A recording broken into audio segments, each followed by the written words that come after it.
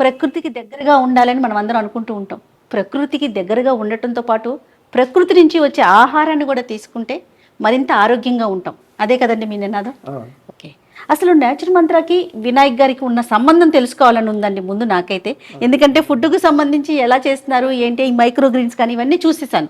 But మీ ఇద్దరికి ఉన్న relation ఏంటి, దీనికి వినాయక్ గారికి ఉన్న రిలేషన్ ఏంటి తెలుసుకోవాలి. మాట చెప్పిన తర్వాత వినాయక్ గారు తప్పకుండా. అసలు ఇది నేచర్ మంత్ర ఇది పెట్టడం అంటే వినాయక్ గారు లేదు, అది లేదు.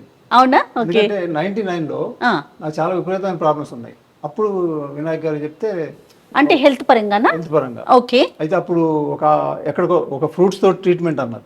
నాకు తెలియని ఫ్రూట్స్ ఏంటి, నేను పెద్ద ఫార్మర్ని కదా అనుకున్నా. అయినా కానీ చాలా రోజులు అనుకున్నాం. సరే ఒక రోజు ఏదో ఖాళీ ఉన్నాం, షూటింగ్ అది ఏం లేక వెళ్ళాం. ఇక వెళ్ళిన తర్వాత అక్కడ ఏం జరిగింది అనేది వినాయక్ గారు అక్కడ చెప్పారు. మీరు సినిమాల్లో ఉన్నారు, అంటే రైతుగా ఉంటూ కూడా సినిమాలు తీస్తూ ఉన్నారు వినాయక్ గారు. ఫస్ట్ డి ప్రభాకర్ గారు ఆయన గురించి చెప్పాలి.